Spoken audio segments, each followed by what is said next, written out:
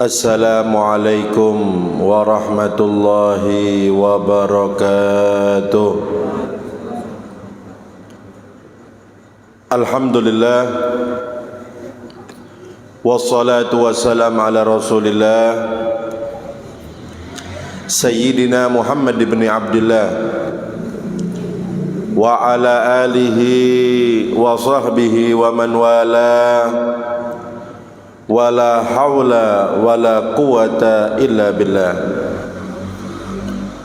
Subhanaka la ilma lana illa ma 'allamtana innaka antal alimul hakim. Rabbi shrah li sadri wa yassir li amri wahlul 'uqdatam min lisani yafqahu qawli bi rahmatika ya arhamar rahimin. Amma ba'd. Alhamdulillah, kita bersyukur kepada Allah Subhanahu wa taala yang pada pagi hari ini kita semua dikumpulkan oleh Allah Subhanahu wa taala di bulan yang mulia,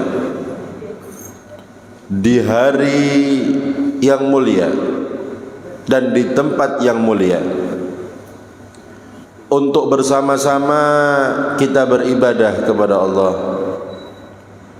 untuk bersama-sama kita mengkaji syariat-syariat Nabi Muhammad sallallahu alaihi wasallam. Mudah-mudahan dengan barokahnya kita hadir di majelis yang mulia ini, Allah Subhanahu wa taala mengampuni dosa-dosa kita, menutup segala aib-aib kita, hajat kita semua dikabulkan oleh Allah Subhanahu wa taala, usia kita dipanjangkan oleh Allah Subhanahu wa taala dalam keadaan sehat wal afiyah fi taatillah. Anak-anak kita dijadikan anak-anak yang soleh dan solehah. Amin Allahumma amin ya rabbal alamin. Begitu pula ilmu kita dijadikan ilmu yang bermanfaat bagi kita, keluarga kita dan saudara-saudara kita. Amin Allahumma amin ya rabbal alamin. Para hadirin hadirat rahimakumullah, adapun kajian kita pada pagi hari ini karena memang bertepatan dengan hari Asyura, yaitu tanggal 10 Muharram, maka mari bersama-sama kita mengkaji apa-apa yang terjadi di tanggal 10 Muharram. Perlu diketahui bahwasanya di tanggal 10 Muharram ini ada kejadian-kejadian yang sangat istimewa, dan bahkan banyak kejadian-kejadian yang istimewa yang terjadi di tanggal 10 Muharram.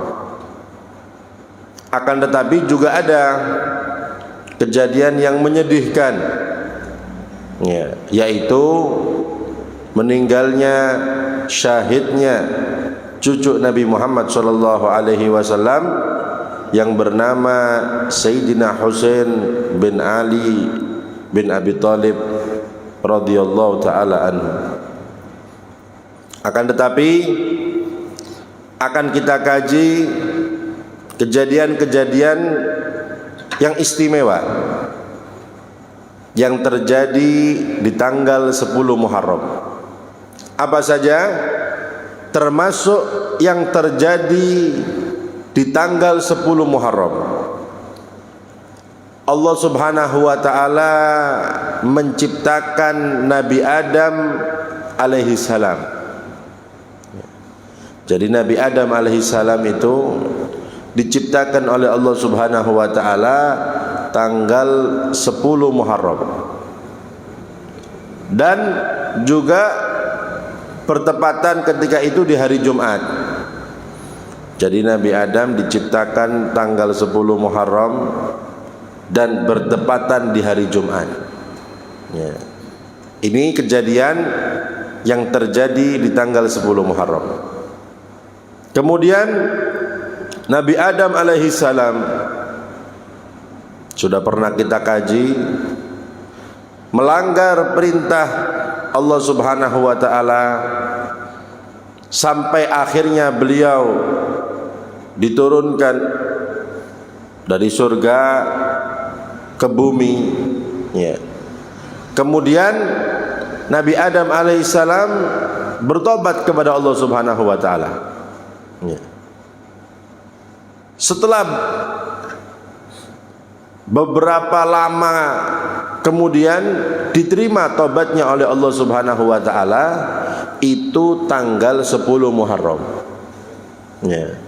Diciptakan Nabi Adam tanggal 10 Muharram dan diterima tobatnya oleh Allah Subhanahu wa taala tanggal 10 Muharram. Kita lihat bagaimana riwayat menjelaskan.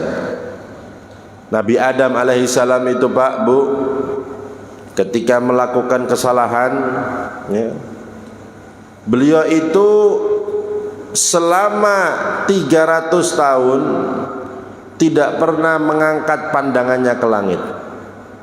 Bayangkan, ruwiya anna Adam lamma uhbita ilal ard makatha 300 sanah la yarfa ra'sahu ila sama hayaan minallah. Diriwayatkan bahwasanya Nabi Adam alaihissalam ketika diturunkan ke dunia, ya, itu beliau tidak berani mengangkat pandangannya ke langit selama 300 tahun. Tidak berani, Pak. Tidak mengangkat pandangannya ke langit 300 tahun. Loh, bayangkan. Karena merasa salah. Hayaan minallah, malu sama Allah Subhanahu wa taala. 300 tahun, Mbak, bayangkan. Satu kesalahan malunya ratusan tahun. Satu kesalahan, ya. Ini bisa kita jadikan pelajaran bagi kita. Kita ini, Pak, Bu, satu hari maksiat berkali-kali gak tahu izin belas, ya, gitu ya. Bukan sekali tok, satu hari ini berkali-kali. Yang ngerasani banyak pokoknya, wis. Tapi kita tidak pernah malu sama Allah Subhanahu wa taala. Tenang. Ya. Kok gak duwe dosa lho, Pak. Ya. Nabi Adam sekali tok tidak berani mengangkat pandangannya ke langit 300 tahun. Dan tadi terjadi di tanggal 10 Muharram, Nabi Adam alaihissalam diterima tobatnya oleh Allah Subhanahu wa taala, itu tanggal 10 Muharram. Ya. Kemudian kejadian yang terjadi di tanggal 10 Muharram, selamatnya Nabi Nuh alaihissalam dari banjir yang menerpanya. Nabi Nuh alaihissalam dalam sejarah umatnya bermaksiat, akhirnya singkat cerita diturunkan azab oleh Allah Subhanahu wa taala, hujan lebat, ya. Hujan lebat itu tidak sembarangan, Pak, Bu. Itu hujan, ya, berlangsung selama 6 bulan, ya. Dimulai dari bulan Rajab. Hujan turun itu mulai bulan Rajab. Bulan Rajab, Sya'ban, Ramadan, Syawal, Dzulqa'dah, Dzulhijjah, Muharram diselamatkan sama Allah Subhanahu wa taala. Ya, bayangkan. Ya. Ini hujan 6 bulan, Pak. Merendam semuanya. Gunung-gunung semua ada di bawah permukaan air. Tidak ada yang selamat. Bahkan ulama tafsir pernah menjelaskan, gunung yang paling tinggi pun itu air masih ada di atasnya 15 meter. Ya. Gunung paling tinggi di atasnya masih 15 meter baru permukaan air itu. Makanya semua bumi ini terendam oleh air ketika waktu itu. Zaman Nabi Nuh alaihissalam. Yang selamat cuma yang ada di kapal itu tok, wis. Tidak ada yang selamat kecuali yang bersama Nabi Nuh alaihi salam. Ya. 6 bulan, Pak. Udan nih. Jenengan teng ngresiki udan 3 jam ae. Banjir. Pulau Pancian banjir, Bedilan banjir, ya. 3 jam terus banjir kabeh. Loh ini 6 bulan, ya. Dan tidak sampai di situ. Allah Subhanahu wa taala ketika memberikan azab kepada kaum Nuh, hujan turun dari langit, ya. Kemudian keluar mata air dari bumi, ya. Jadi hujan turun dari atas, dari bawah keluar sumber-sumber air, ya. Itu 6 bulan seperti itu, ya. Bahkan dalam satu keterangan plus, ya, keluar juga api dari situ. Jadi umat Nabi Nuh itu ya mendelep sak dibakari pisan itu, ya. Itu azab dari Allah Subhanahu wa taala. Makanya Allah mengatakan wa fatahna abwabas sama bima'in munhamir sampai akhir ayat. Wa fajjarna, jadi dari langit turun hujan, dari bawah keluar air, itu 6 bulan seperti itu. Nah, diselamatkan oleh Allah Subhanahu wa taala sampai di atas bukit Judi, ada di Irak. Ketika itu tanggal 10 Muharram. Ya, tanggal 10 Muharram. Ya. Jadi diselamatkan dari hujan, dari banjir itu pas di tanggal 10 Muharram.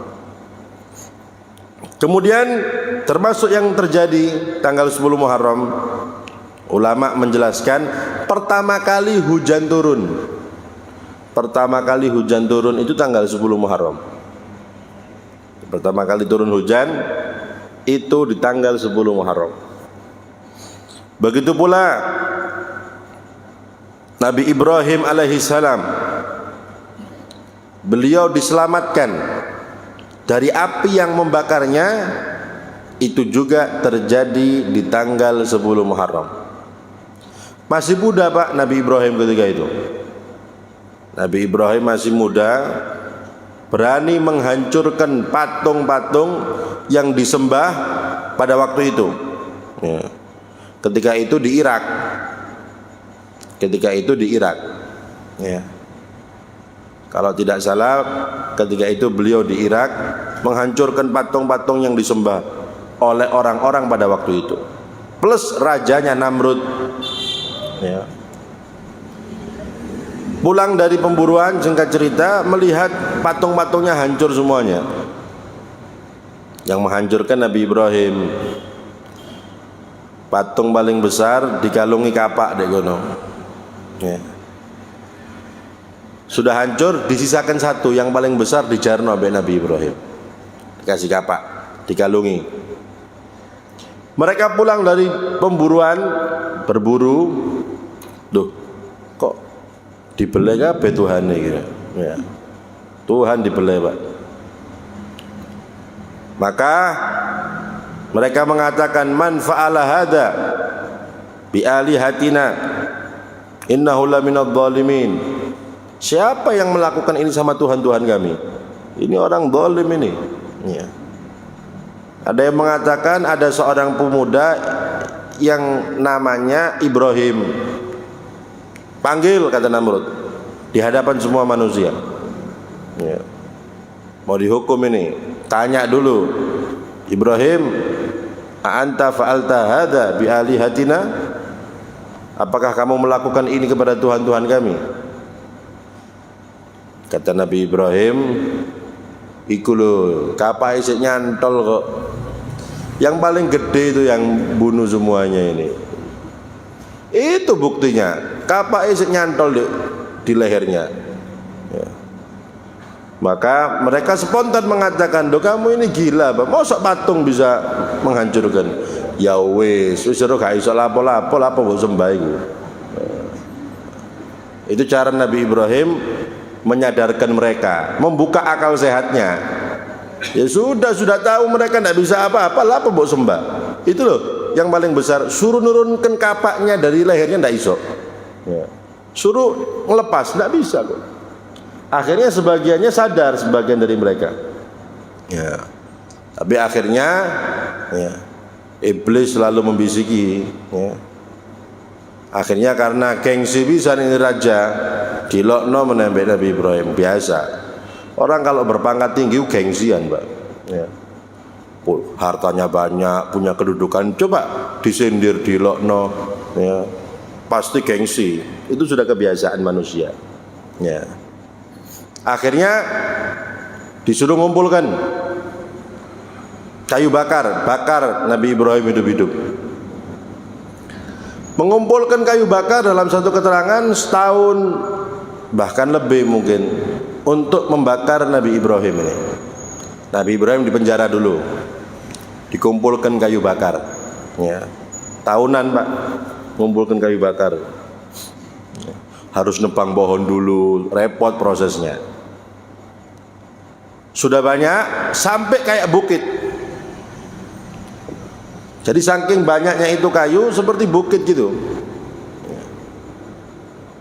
Ketika sudah seperti itu dinyalakan api. Nabi Ibrahim dikeluarkan dari penjara. Sekarang bingung Namrud sama pasukannya. Lah terus iki ya apa carane supaya Ibrahim bisa dibakar ini? Masa disuruh jalan? Monggo Ibrahim silakan masuk. Loh, ada dibakar. Bingung karena tinggi, besar tumpukan kayunya. Tidak mungkin kan dipersilakan, ayo silakan masuk sendiri ya. Suruh melaku Nabi Ibrahim langsung suruh membakar dirinya, tidak mungkin. Akhirnya iblis lagi ini Pak, membisiki prajuritnya Namrud, suruh bikin ketapel yang besar, nanti Ibrahim dilempar ke sana. Oh ya, diusulkan, diterima usulannya. Itu usulannya iblis itu. Akhirnya Nabi Ibrahim dilempar ya, pakai ketapel yang besar. Di tengah perjalanan ini di udara ini, wah malaikat-malaikat Allah bingung. Duh, ya Allah, kekasihmu Ibrahim sekarang dilempar ke api ya. Maka malaikat Jibril datang menawari. Ini lagi di udara di ya. Alaka hajah, wahai Ibrahim, punya hajat tak kamu? Hanya butuh apa? Doa. Maksudnya suruh doa langsung dikabulkan. Nabi Ibrahim santai Pak, imannya kuat ini kelasnya Nabi. Ketika malaikat Jibril menawarkan alaka hajah, wahai Ibrahim, punya hajat tak kamu? Dijawab sama Nabi Ibrahim, amma ilaika fala. Kalau sama jenengan saya tidak punya hajat. Ini Jibril loh ini ya. Walakin hajati ila rabbi, tapi saya punya hajat sama Tuhanku. Ambek kon enggak ya. Malaikat Pak. Apa katanya malaikat Jibril? Ya sudah kalau gitu, apakah perlu saya sampaikan sama Allah hajatmu itu? Dijawab lagi sama Nabi Ibrahim, ilmuhu bihali yughni an su'ali. Allah itu zat yang maha tahu, jadi Allah lebih tahu apa yang saya butuhkan. Ini keimanan yang mantap Pak ya. Jadi jawaban Nabi Ibrahim, ilmuhu bihali yughni an su'ali. Allah itu zat yang maha tahu, maka lebih tahu dengan apa yang aku inginkan, apa yang aku harapkan. Nah, itu jawaban Nabi Ibrahim. Iman yang kuat, sama malaikat tidak butuh, cuma sama Allah tok ya. Ini kekuatan iman Nabi Ibrahim alaihissalam ya. Orang kalau sudah mantap imannya, butuhnya cuma sama Allah Subhanahu wa taala, bukan sama makhluk Pak, sama Allah ya. Kalau sudah Allah mantap keimanan sama Allah Subhanahu wa taala, nanti Allah yang akan merubah hati-hati manusia ini loh. Kita juga demikian para hadirin.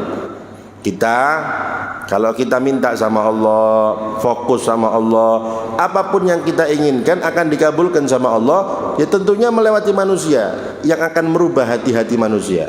Yang dagangan umpamane, dagangan kepingin laris dagangannya, jangan berharap sama manusia, ayo beli-beli, percuma. Berharap sama Allah, nanti Allah yang akan menggerakkan orang-orang untuk membeli dagangan jenengan. Itu tak orang yang bisa merubah hati ini Allah kok ya. Apapun yang kita inginkan kembalikan ke Allah, nanti Allah yang akan menggerakkan hati-hati manusia untuk membantu kita Nah, itu tingkatan keimanan Nabi Ibrahim kuat para hadirin. Sama malaikat Jibril loh enggak butuh. Butuhnya cuma sama Allah. Nah, ketika itu Allah mengatakan, ya naru kuni. Allah mengatakan kepada semua api, wahai api, kuni bardan. Ulama tafsir mengatakan, ketika Allah mengatakan, wahai api, jadilah kamu dingin. Kuni bardan. Maka semua api yang ada di dunia menjadi dingin. Ya. Kemudian wasalaman, dan dingin tapi yang menyejukkan, yang membawa keselamatan. Makanya Allah mengatakan dalam Al-Quran ketika itu, kuni bardan wasalaman. Wahai api, jadilah kamu dingin, dingin yang menyejukkan, dingin yang membawa keselamatan. Ulama tafsir menjelaskan, seandainya cuma kuni bardan tok, tidak pakai salaman, Mbak, Nabi Ibrahim itu bisa mati kedinginan. Lah kak tambah bingung Namrud itu. Ini dibakar tapi mati ini kedinginan. Karena dingin itu mematikan, ada dingin yang mematikan. Ya. Makanya tidak cukup bardan tok, wasalaman, dingin yang bawa keselamatan. Ya. Di neraka itu para hadirin, itu nanti ada 2 musim. Di neraka ada 2 musim. Ya. Karena api itu mengadu sama Allah Subhanahu wa taala. Neraka ini mengadu, ya Allah, saking panasnya api sampai memakan satu sama lain. Api itu. Akhirnya karena itu Allah menjadikan 2 musim. Jadi meskipun di neraka 2 musim, Mbak, ya. Mudah-mudahan tidak ikut musim-musim neraka itu. Amin, Allahumma amin ya rabbal. Jadi ya itu tadi, ya, mematikan, membinasakan. Makanya Allah mengatakan ketika memerintahkan api, wahai api, jadilah kamu dingin wasalaman. Ada salamannya ini, ya, yang membawa keselamatan, menyejukkan. Jadi semua api satu dunia seperti itu, Pak, dingin, menyejukkan. Tapi ketika mengatakan ala Ibrahim, atas Ibrahim, Nabi Ibrahim, maka fokus cuma api yang membakar Nabi Ibrahim dok. Dilempar Nabi Ibrahim, oh sudah disiapkan, Pak, sama malaikat. Ada kursi, bahkan dalam satu keterangan kursi dari emas, ya, kursinya dari emas. Ada makanan-makanan di situ. Malaikat-malaikat melayani Nabi Ibrahim alaihissalam. Khalilullah ini termasuk kekasih Allah, ya. Namrud lihat dari atas istananya, doh Ibrahim ini kok lungguh nih gitu. Ya, dibakar santai, ada makanan-makanan, ada buah-buahan, catering langsung dari surga ini. Ya, bayangkan. Dan ada orang-orang yang khidmah, ada makhluk yaitu malaikat yang khidmah kepada Nabi Ibrahim. Nabi Ibrahim di dalam api itu para hadirin, dalam satu keterangan 40 hari. Bayangkan, di dalam api. Makanya butuh makan. Suwe soalnya. Ya, didatangkan makanan-makanan. Mengumpulkannya itu tahunan kok kayunya. Ya. Sama Namrud diperhatikan, loh, makan santai Nabi Ibrahim itu. Selesai dibakar, tidak mempan Nabi Ibrahim alaihissalam, ya. Malaikat-malaikat menjadi pembantunya Nabi Ibrahim ketika itu, ya. Maka Namrud takjub, wahai Ibrahim, Tuhan yang kamu sembah ini berarti Tuhan yang luar biasa loh ini, tidak sembarangan ini, ya. Karena memang menyaksikan Nabi Ibrahim dibakar tidak mempan plus dimuliakan ketika dalam api, ya. Kemudian Nabi Ibrahim, Namrud berencana untuk membunuh dengan cara lain. Dibakar tidak mempan, mau coba cara lain. Akhirnya Nabi Ibrahim diberitahu sama Nabi Lut kalau tidak salah. Diberitahu sama Nabi Lut, akhirnya Nabi Ibrahim keluar dari Irak. Di Irak itu, keluar dari Irak pergi ke Mesir. Di Mesir ketika itu ada Fir'aun, tapi bukan Fir'aunnya Nabi Musa, karena setiap raja di sana ya Fir'aun namanya. Fir'aun 1, 2, 3 wakai Fir'aun ini. Tapi ini bukan Fir'aun Nabi Musa, Fir'aun lain. Ketika Nabi Ibrahim masuk Mesir bersama istrinya Sarah, ternyata Fir'aun pada waktu itu, raja pada waktu itu, kebiasaannya setiap ada perempuan yang cantik maka diajak untuk tidur.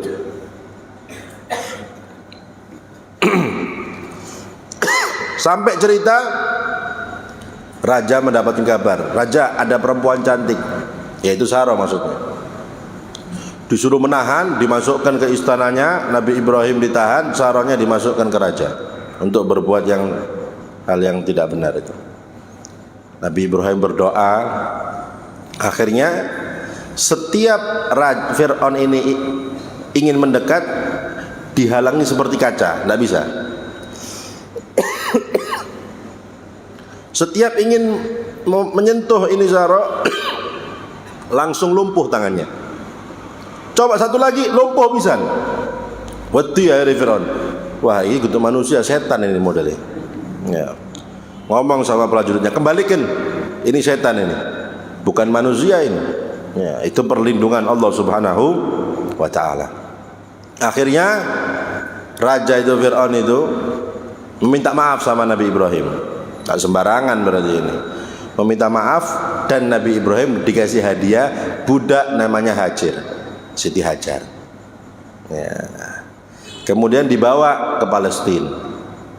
Ya, dibawa ke Palestina. Nah, pembahasannya tadi intinya Nabi Ibrahim alaihissalam diselamatkan dari api tadi yang membakarnya itu di tanggal 10 Muharram.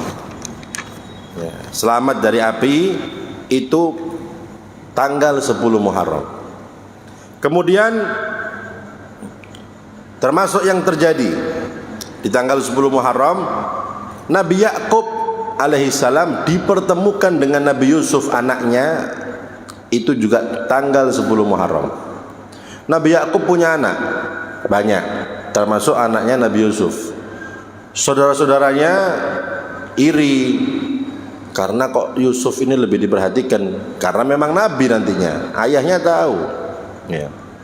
Akhirnya membuat khilah, diajak anak adiknya ini dilempar ke sumur, singkat cerita. Tapi kemudian diselamatkan sama Allah Subhanahu wa taala, ya. Nah, Nabi Yakub karena saking sedihnya selalu menangis, Pak. Menangis sampai buta. Sedih ditinggal sama anak yang soleh, soalnya Nabi nanti ini nurut anaknya soleh. Sama semua orang tua kalau ditinggal anaknya ya sedih. Anaknya soleh, anaknya baik, nurut, patuh, ya. Tapi ini anaknya mokong, sedang cepat tak apa-apa, wis ngerepotin tok iki. Ya. Ya ini karena anaknya soleh, sedih Nabi Yakub alaihissalam. Makanya ketika dalam sejarah ya Asyura juga Imam Ali Zainal Abidin bin Husain bin Abi Thalib, kalau tanggal 10 Muharram Asyura ini beliau sedih. Ya. Sehingga orang di sekelilingnya mengatakan, wahai Imam, apa yang kamu sedihkan di tanggal 10 Muharram? Karena ingat ayahnya terbunuh pada waktu itu. Dan beliau juga hadir di situ. Beliau di kemah menyaksikan bagaimana ayahnya dibunuh. Ya. Itu kan kejadian sudah lama, wahai Imam Ali. Ya. Kenapa kok selalu sedih? Kata Imam Ali Zainal Abidin, kok saya Yakub itu loh, Nabi Yakub ditinggal anaknya Yusuf, sedih sampai buta kok nangis. Padahal Nabi Yakub yakin nanti akan kembali anaknya, ngerti. Bisa sementara tok loh itu. Padahal nanti akan kembali, sedih kok. Apalagi saya menyaksikan orang tua saya ditinggal oleh orang tua saya dan dibunuh secara kejam, ya. Dan saya yakin ayah saya tidak mungkin kembali lagi. Tuh. Jadi wajar, sedih wajar, tapi tidak berlebihan. Sebagian orang kalau sedih berlebihan, nah itu yang tidak boleh, haram. Sampai mukul-mukul, apalagi sampai merengek-rengek, wah, ya. Itu yang diharamkan, tidak boleh.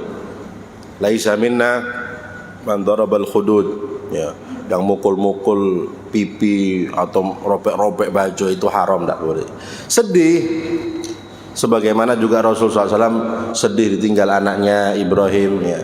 Kesedihan yang wajar yang itu diperbolehkan dalam syariat. Itu yang dilakukan Imam Ali Zainal Abidin.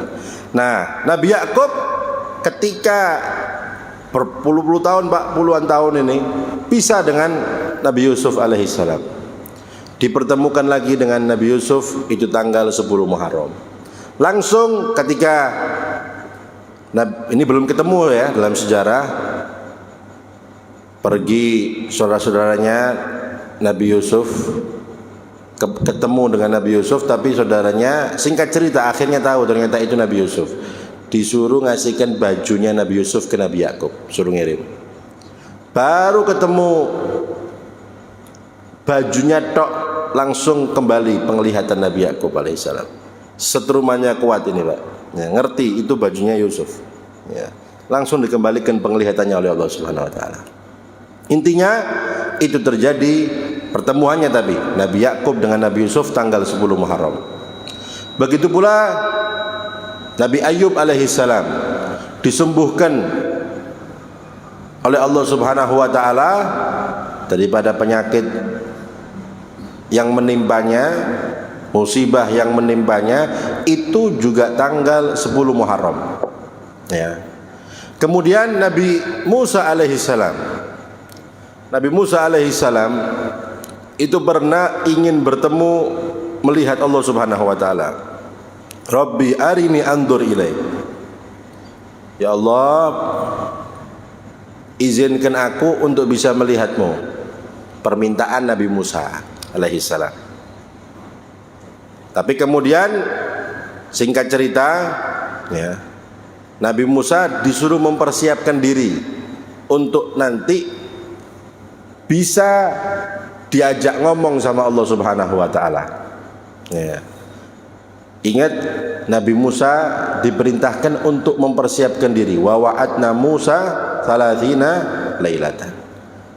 Allah menjanjikan kepada Nabi Musa 30 hari, 30 malam untuk mempersiapkan.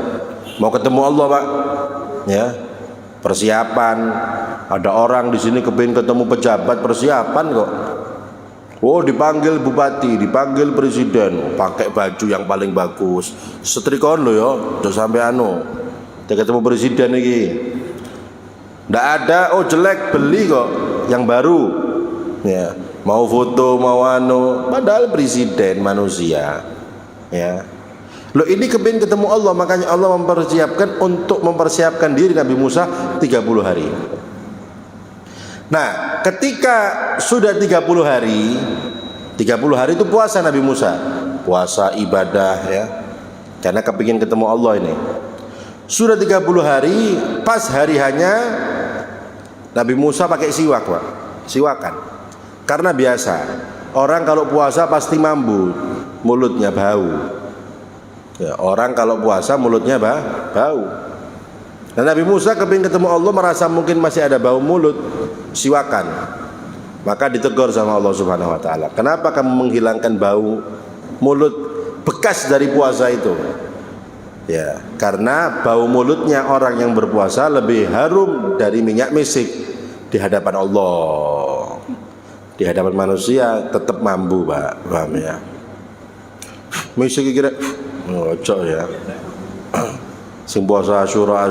Kalau sekarang belum bau, nanti jam 1, jam 2 mambu-mambu ini cangkem itu, Pak, ya.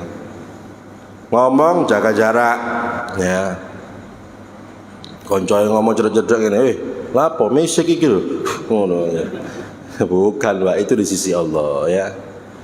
Dan Nabi Musa merasa, wah, ini bekasnya orang puasa bau, dihilangkan dengan siwakan Nabi Musa. Makanya dalam syariat Nabi Muhammad makruh orang berpuasa pakai siwak, ya. Pembahasan panjang, intinya seperti itu. Karena bau mulut orang yang berpuasa lebih harum di sisi Allah daripada minyak kasturi, minyak misik. Nah, karena menghilangkan bau itu, akhirnya ditambah lagi sama Allah 10 hari. Wa atmamna bi asyrin. Ditambah lagi 10, pas tamma miqatu arba'ina.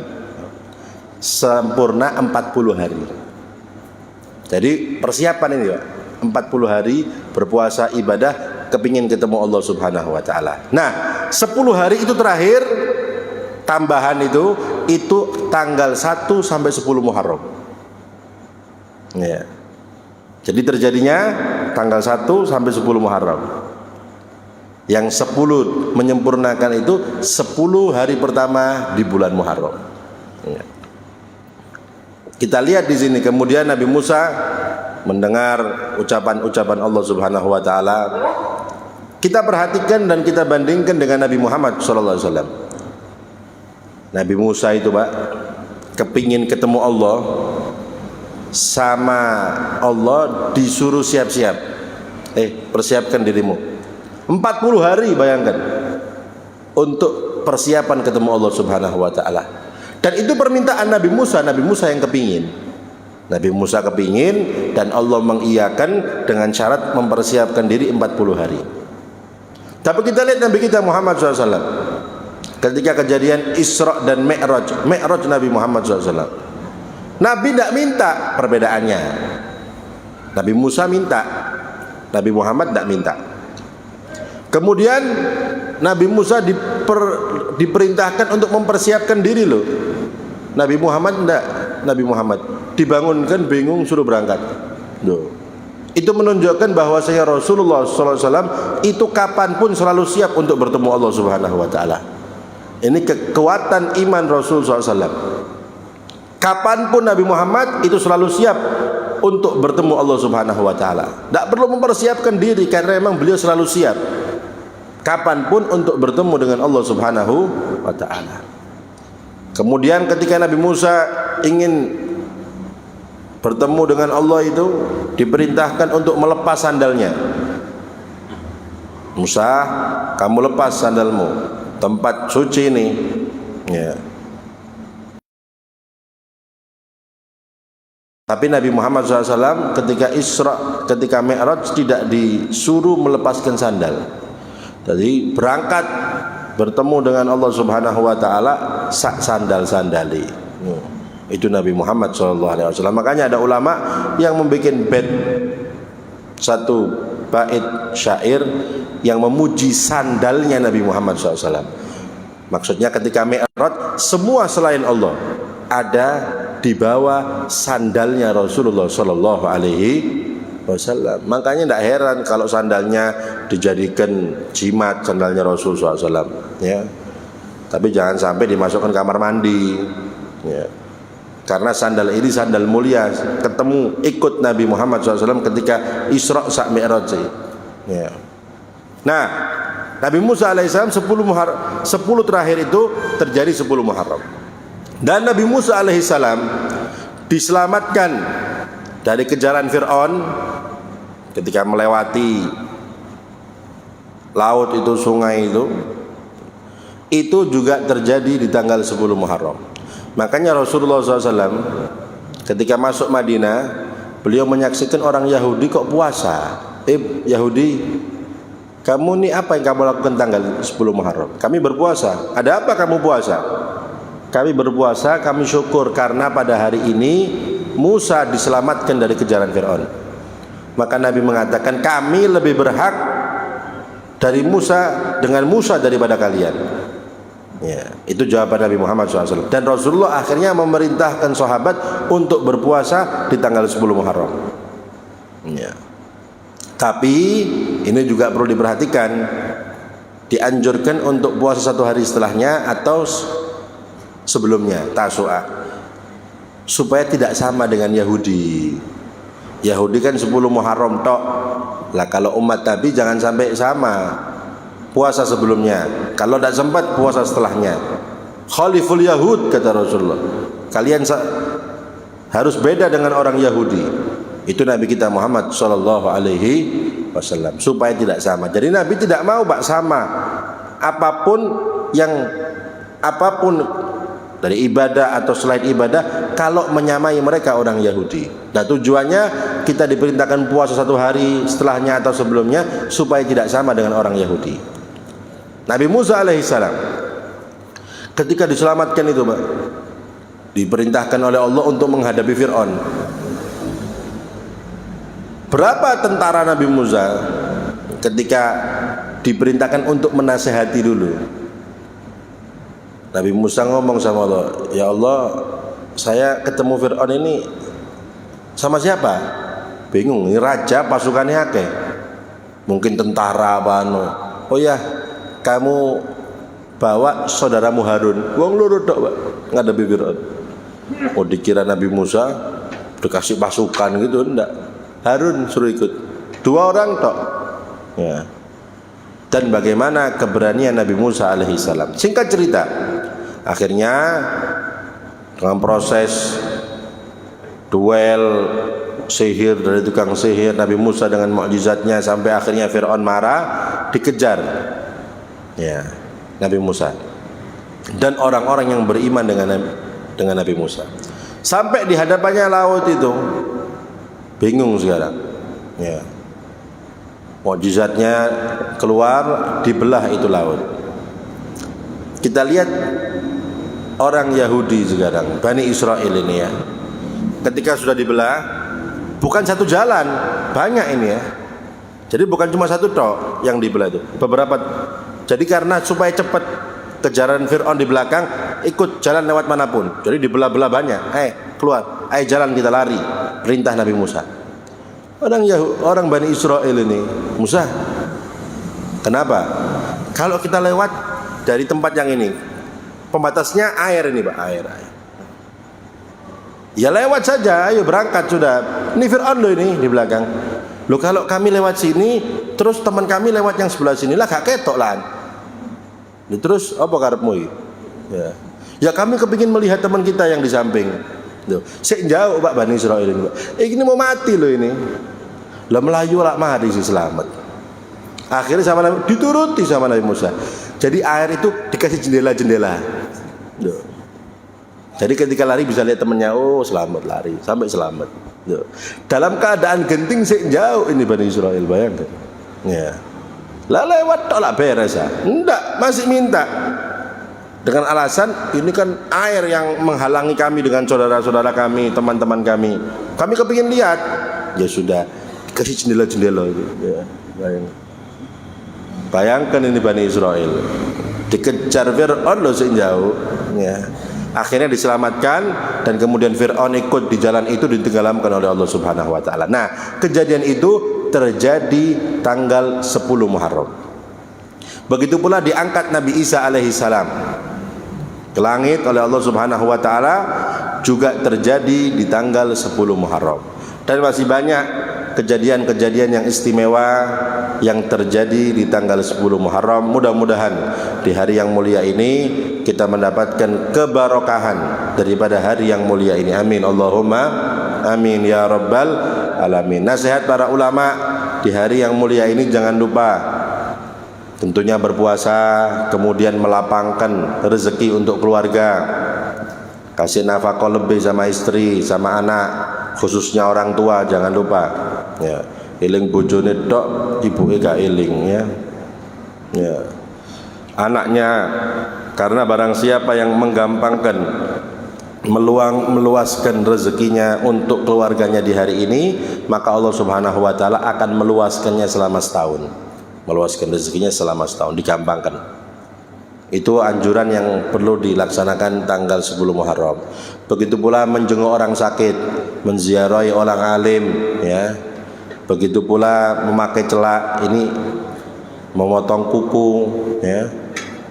Dan melakukan hal-hal ibadah yang lainnya untuk supaya kita mendapatkan kesempurnaan pahala kita di tanggal 10 Muharram ini. Mudah-mudahan dengan barokahnya kita hadir di majelis yang mulia ini, Allah Subhanahu wa taala memberikan kita rezeki yang halal, rezeki yang barokah, rezeki yang banyak yang bisa menyampaikan kita, membantu kita untuk ibadah kepada Allah Subhanahu wa taala. Dan mudah-mudahan Allah Subhanahu wa taala menjauhkan kita, lingkungan kita, negara kita dan negara umat Islam pada umumnya dari semua virus, semua penyakit khususnya corona. Amin Allahumma amin ya rabbal alamin. Dan mudah-mudahan Allah Subhanahu wa taala memanjangkan usia kita dalam keadaan sehat walafiat fi taatillah. Anak-anak kita dijadikan anak-anak yang soleh dan solehah, anak-anak yang berjalan di jalan Nabi Muhammad sallallahu alaihi wasallam, anak-anak yang bisa kita banggakan di hadapan Nabi Muhammad sallallahu alaihi wasallam, dan mudah-mudahan kelak di akhirat kita semua mendapatkan syafaat Nabi Muhammad sallallahu alaihi wasallam. Kita dapat minum telaga dari tangan Nabi Muhammad sallallahu alaihi wasallam. Ketika melewati sirat kita dituntun oleh Rasulullah sallallahu alaihi wasallam, dan di surga kita dikumpulkan dengan Nabi Muhammad sallallahu alaihi wasallam. Amin Allahumma amin ya rabbal alamin. Kurang lebihnya saya mohon maaf. Wabillahi taufiq wal hidayah. Wassalamualaikum warahmatullahi wabarakatuh.